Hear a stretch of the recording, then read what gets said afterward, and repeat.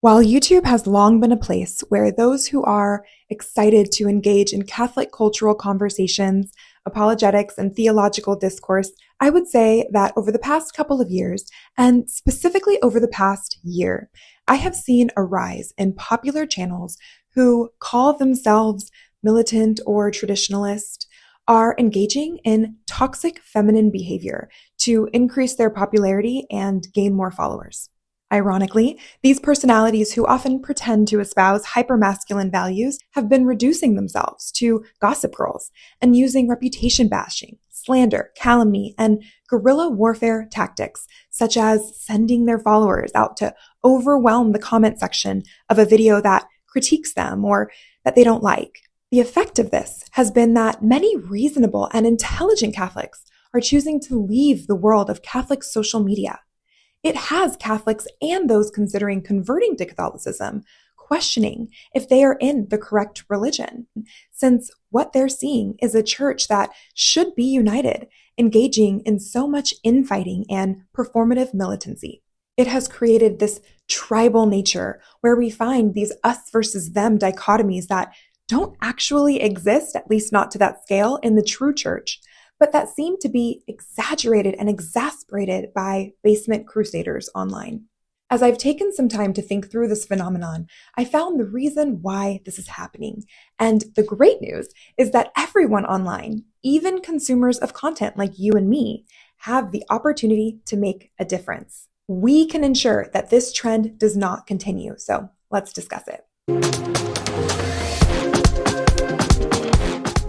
I've seen this behavior happening on the periphery for several years, but the first time that it came to my attention was when I saw that a traditional Catholic YouTube channel was making fun of and creating skits teasing Trent Horn and his wife. I remember thinking how childish it was and how it was so obvious that it was all just a bid for attention. Then, with the Voice of Reason scandal this summer, I saw that even though nothing had really been proven, it was all allegations at first. As soon as everything came out, my videos, I had just one video and a couple of shorts where I had done a commentary on a debate that Alex from Voice of Reason had done. Those videos were all of a sudden blowing up again, and they were being overwhelmed with commentary from people calling him a pedophile, even though the allegations hadn't been proven. Alex did later admit to inappropriate sexual relationships with women who were of age, and I want to be clear that that is awful. And I'm so glad that it seems like he's repenting and getting the help that he needs. And I'm also glad, to be clear again, that his ministry has been put on pause for a while he's figuring himself out. But it almost seemed as though there was a faction of the internet that was filled with glee to sort of get Alex out of the way. Very strange. Finally, I've just encountered what is clearly a coordinated attack against Michael Lofton of Reason and Theology. It appears that there's a faction of the internet that is obviously undereducated, obviously undercatechized. Many of them are recent converts. They have only been Catholics for less than 5 years, but they are very zealous. And instead of taking the time and becoming acquainted with the treasure trove that is the intellectual tradition of the church, instead of waging war against evil, they are turning inward. And it has become very clear to me through this pattern that they are intentionally attacking some of the most intelligent, most influential, and most educated personalities online. These are personalities that really have the capacity to go out into the world. They have the ability to debate and to convert atheists and Protestants through their ability to be both measured and intelligent. And I speak in particular here of Trent Horn and other Catholic Answers debaters. Of course, they're not perfect, and they do make mistakes, most notably in Alex's case. But they have the capacity and the ability to make a real difference for the church online. And one by one, they are being picked off and attacked. That is how you know that the devil has infiltrated us. Speaking of infiltration, you know that it's happened when key players come under attack. The question that you might be asking now is why? Why would they do this? And the answer is simple: money. Over the past several years, we have seen a phenomenon where Catholic content creators who only make videos for YouTube, they're not engaging in service to the church in any other way besides talking. These content creators have elevated their channels to ministries. We see this all the time. Someone will post their conversion story, or they'll post a couple of apologetics videos, And immediately they start asking for funds. Immediately they start asking you to donate to support their work and support the channel. Immediately we see Patreon links go up just as an exchange for nothing, in exchange for people talking in their basement. What this has done is this has taken, in particular men, but some women too, who may otherwise just be zealous Catholics or more traditionally minded Catholics, and it has turned them into ministry leaders who are fighting the good fight. And all of a sudden, they convince the consumers of their content that you can be a part of the fight. You can be a part of this ministry, and the way that you can help is by donating to them. But what naturally follows in order for them to continue being able to get donors, in order for them to continue getting attention and continuing to be able to grow their channel? In order for their consumers to really feel like their money is going somewhere worthwhile, they have to get more contentious. They have to get more polarizing, and they have to create more drama disciples in order to convince you that there is a problem in the church that is existential and that we all need to come together to fix it, and that this is the way. Now, to be fair, when I started, I did put up a Patreon link for my channel. I thought it was just what everyone was supposed to do, but I have since taken it down, and I have never, ever been able to bring myself to ask for money. Maybe I'm just old-fashioned, maybe I have a scarcity mindset, but my parents taught me that we don't take handouts. I truly believe that if I'm not giving you something in exchange for your money, I don't deserve it. And these channels that are, again, so contentious, right? So attention-seeking, they are obviously monetized. These are people who clearly are just trying to make a living, and they want to work from home and they want to spend time with their kids. And I totally get that. But we as consumers cannot normalize and reward unnecessarily polarizing content just so that someone doesn't have to go out and get a real job. Because what it's creating is it's creating a toxic culture online. And that will take what could have been an amazing tool for evangelization, such as platforms like this one, and it's going to drive people away from the church, and it already has. Again, I'm not saying that you shouldn't support any channels. There are legitimate ministries out there that I encourage you to support. Many of the most popular creators are supported by institutions like Catholic Answers, which provides a layer of accountability. Other creators give away bonus content. They have subscriptions. They're giving away merch, right? Like you are getting something in exchange for your money. I totally support that. I am a cold-blooded capitalist, right? Like go out there, offer a service, offer your product, and get your money. And if you're a consumer and you want to support someone who is truly doing good in the church, I encourage you to support them. And one in particular who I want to point out here is Biblical Bookworm. Elizabeth is exceptional, and she is clearly coming from a well-researched place. And it is so evident that she has true love for Christ and for the church. And so I highly recommend that you support Elizabeth's channel. If you want to support someone who is truly doing good in the church, I encourage you to support them.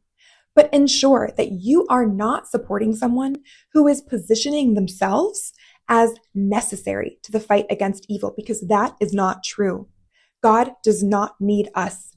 We need God. And I want to make that very clear. So I'm going to say it again. There is no YouTube channel that is necessary to the fight against evil.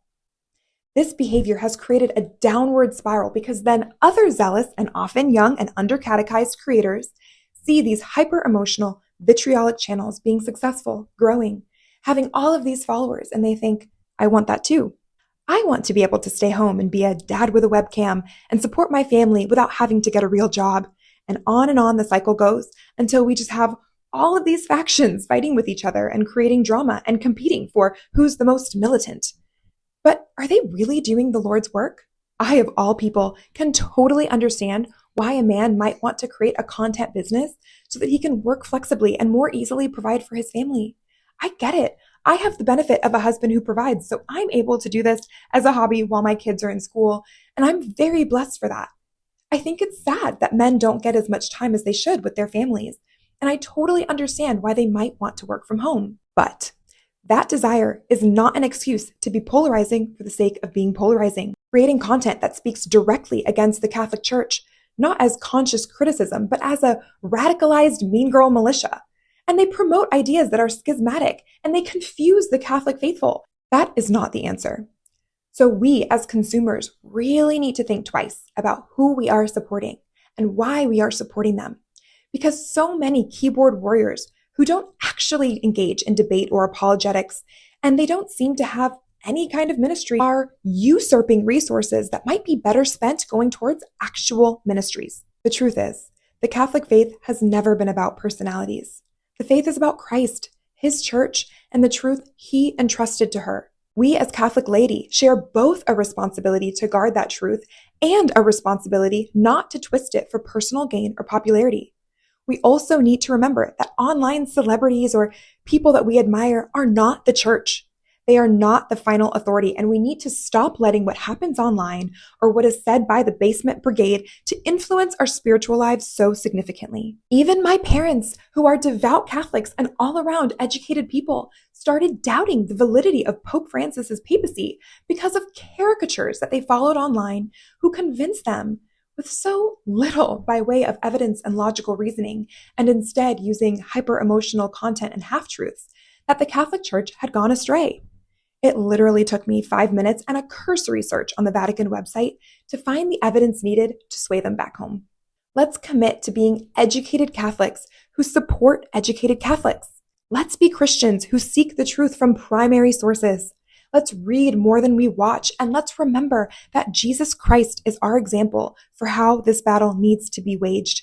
And the example He set for us was one of love and self-sacrifice. I have one last thought that I want to share, but first, I just want to thank you so much for watching this video.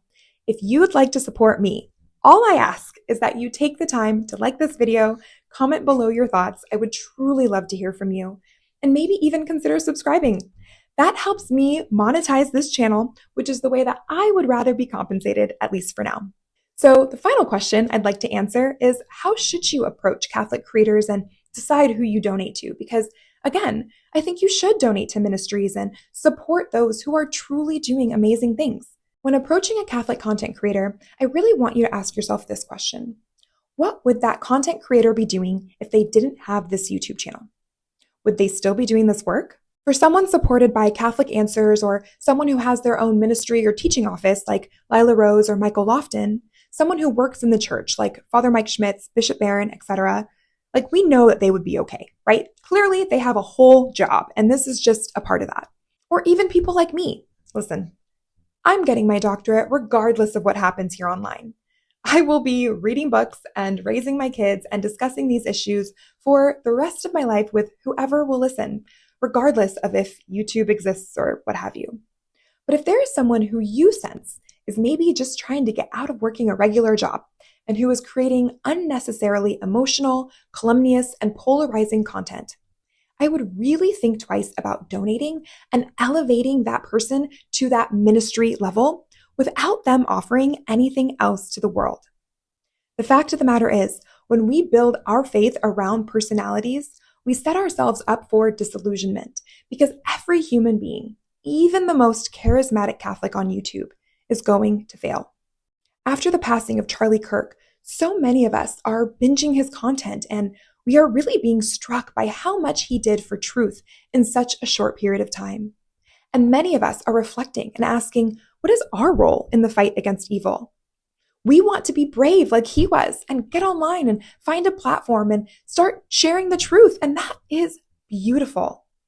But I really encourage you, as you are doing this discernment, ensure that your heart is in the right place. Make sure that you recognize that this is not a get-rich-quick scheme. Make sure that your heart is being drawn to this work in love, not vitriol. Make sure that you love to educate yourself as much as you love sharing what you know. And make sure that you are not enamored with the possibility of fame or Catholic celebrity status. Of course, if you don't have a spiritual director, get one and discuss your desires with them to ensure that your heart is in the right place.